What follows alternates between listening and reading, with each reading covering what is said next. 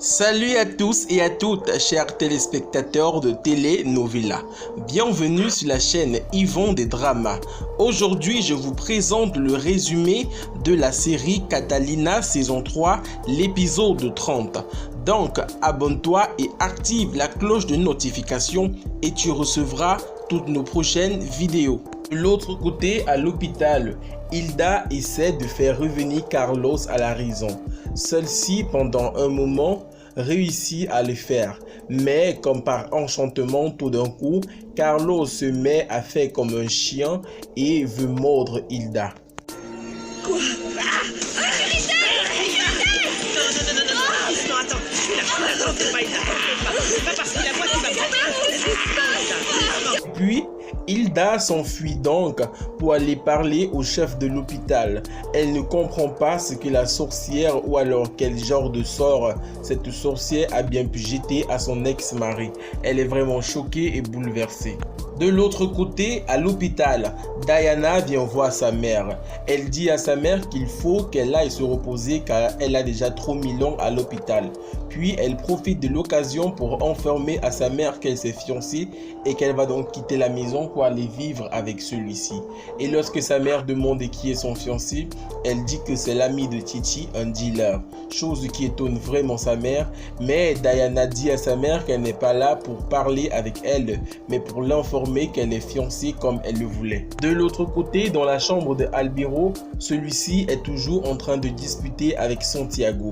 Et Santiago lui dit que son seul but dans la vie est de rendre Catalina heureuse, car celle-ci le mérite vraiment. Et si tu la rends heureuse, et que tu lui offres ce bien-être, alors moi aussi je serai heureux. Et je me sentirai mieux. Catalina est unique.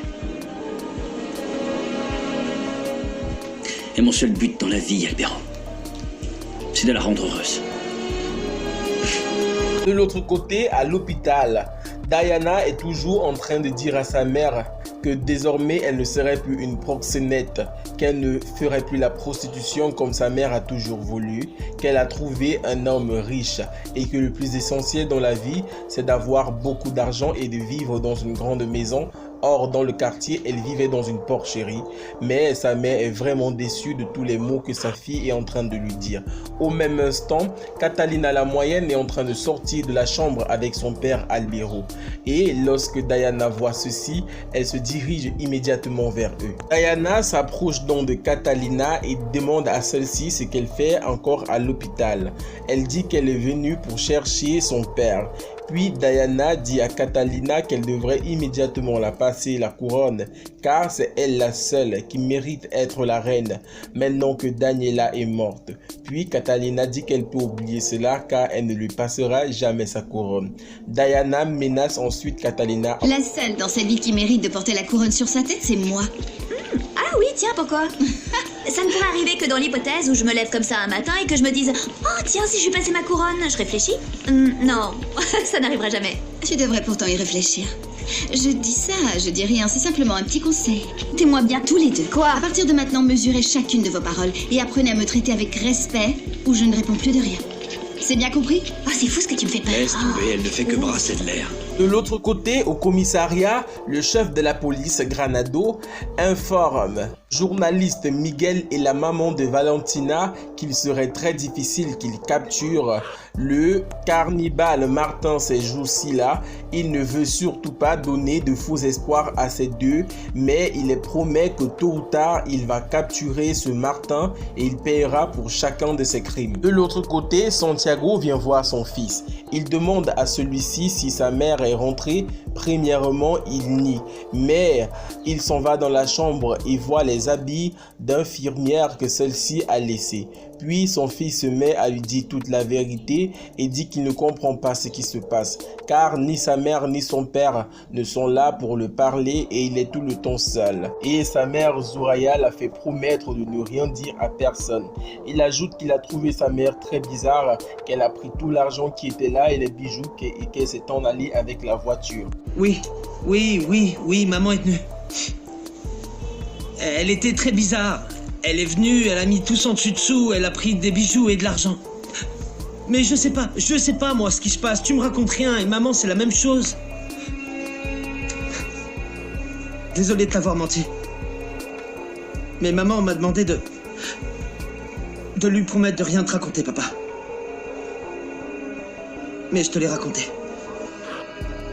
T'as bien fait. Parce que maintenant, je peux m'en occuper. Mais qu'est-ce qui se passe entre vous deux, papa? Je comprends rien du tout. Mathéo? Et va bien. Mathéo va bien, mais t'as pas à t'inquiéter. Par contre, j'ai quelque chose à te dire. Au sujet de Zoraya, n'est-ce pas? Oui, à son sujet. Je savais que tu m'avais raconté des mensonges. Santiago, pourquoi est-ce que tu l'as fait? Non, je t'ai pas menti à toi, je voulais simplement ne pas en parler devant Mariana, elle a suffisamment de choses sur les épaules, la pauvre. Eh bien, j'aimerais quand même que tu m'expliques toutes ces raisons, Santiago. Parce que je ne comprends pas ce qu'il y a de si grave avec Zoraya que tu ne puisses pas me dire devant Mariana. On se retrouve à l'hôtel et on en reparle. D'accord, on s'y retrouve. De l'autre côté, le fiancé de la diablesse est au téléphone. On l'informe que la diablesse a été arrêtée et qu'elle est en prison. Celui-ci est fou de joie et va tout de suite voir Titi pour l'informer que la diablesse a été arrêtée. Avec qui est-ce que tu parlais? Tu n'imagines pas qui vient d'être arrêté par la police? Eh ben, dis-moi. Ni plus ni moins que la diablesse. Non. Viens là. Oh non, c'est pas vrai, je suis sur le cul, c'est pas vrai. Elle se croyait intouchable, cette conne. Mais tu sais quoi? Ça me fait quelque chose, mon pote. Ça me rend presque triste. Oui. Ah, moi aussi, ça me fend le cœur. T'es con. De l'autre côté, à l'hôpital, lorsque la mère de Lisette est en train de sortir avec elle, Diana arrive et lorsque Lisette voit celle-ci, elle devient tout de suite furieuse et se met à la chasser. J'imagine que tu dois être heureuse de rentrer chez nous, n'est-ce pas? Va-t'en, Diana, va-t'en. C'est pas une façon de recevoir ta sœur après toutes ces journées passées sans la voir quand même. Sors tout de suite. Ma chérie, mais vous êtes sœurs quand même. Et elle t'aime, tu sais. Quoi, elle-même? La seule chose qu'elle veut, c'est me vendre. Diana n'aime qu'une seule personne, c'est elle-même. Allons-nous en, maman. De l'autre côté, au restaurant de l'hôtel, Santiago vient rejoindre Catalina et celui-ci explique tout à Catalina ce qui s'est passé, mais elle n'est pas très fière de celui-ci car elle pense qu'il aurait pu l'appeler de côté sans Mariana pour l'informer que Zoraya était devenue folle. En plus de dire toute la vérité à Catalina, Santiago ajoute qu'il a peur que Zoraya qui est sortie et présente des symptômes de la folie. Il a peur maintenant que celle-ci veuille s'attaquer à Catalina et à Mariana. En entendant cela, Catalina prit peur et s'en va tout de suite pour voir comment se porte Mariana dans la chambre d'hôpital. De l'autre côté, dans un coin reculé, Zoraya s'en va pour rencontrer son ex-petite amie. Celui-ci est surpris que Zoraya veuille la voir car ça fait longtemps elle a pu chercher à le rencontrer.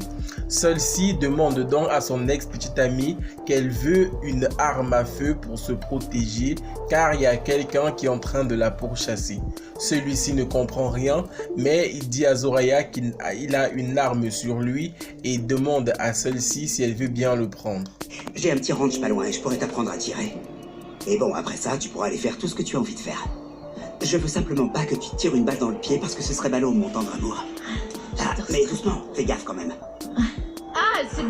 De l'autre côté, à l'hôpital de la génétique, Catalina la moyenne et avec son ami, ils sont allés pour récupérer les résultats du test ADN. Lorsqu'ils arrivent à la réception, la réceptionniste se met donc à chercher le test, mais elle n'y trouve pas dans le tiroir. Elle demande donc un instant pour aller prendre dans le bureau du médecin. Pendant ce temps, Catalina et son ami qui sont restés sur place sont vraiment très stressés. De l'autre côté, dans la chambre d'hôtel, Santiago et Catalina viennent rejoindre Mariana qui était avec Hernandario.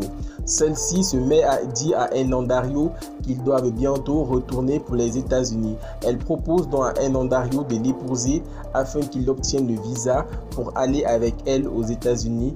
Mais Hernandario se met en colère et dit que cette possibilité ne pourra jamais se faire car il aime vraiment Catalina la moyenne et sera toujours avec elle. Puis, Catalina et Santiago soutiennent donc Hernandario dans sa thèse car ils ne sont pas d'accord du fait que Mariana force Hernandario à l'aimer.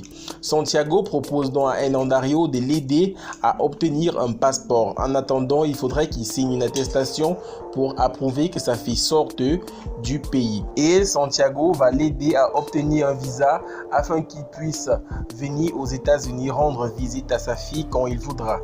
De l'autre côté, à l'hôpital psychiatrique, les choses se passent ainsi. Écoutez-moi, le cas de Carlos est un cas vraiment atypique.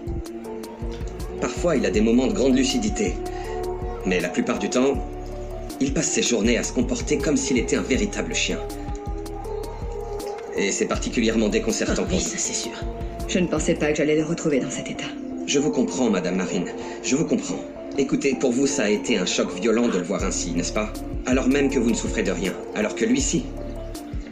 Essayez d'imaginer la force du choc que ça a été pour lui de revoir après tout ce temps une personne qui a eu tant d'importance dans sa vie. Son ex-femme et la mère de ses enfants. De l'autre côté, dans le bunker, la diablesse est en train de parler avec la femme qu'elle a trouvée là. Ils se mettent à parler de leurs enfants et la diablesse dit donc à celle-ci qu'elle avait une fille qui se prénommait Daniela.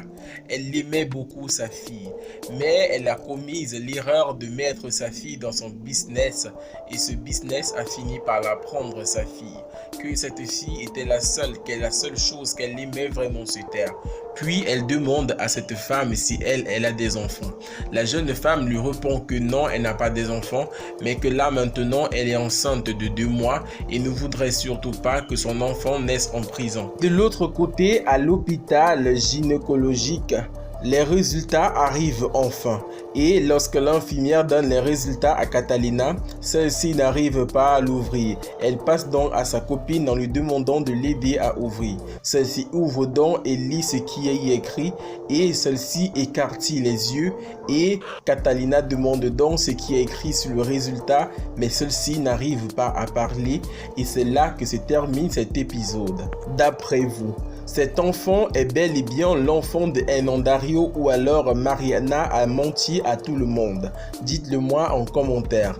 Abonnez-vous et activez la cloche de notification pour ne rater aucune de nos prochaines vidéos. À très bientôt.